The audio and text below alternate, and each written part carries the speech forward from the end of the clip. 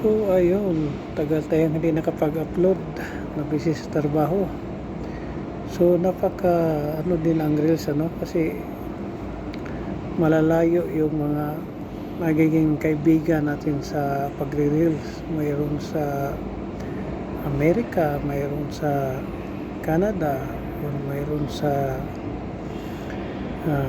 Europe.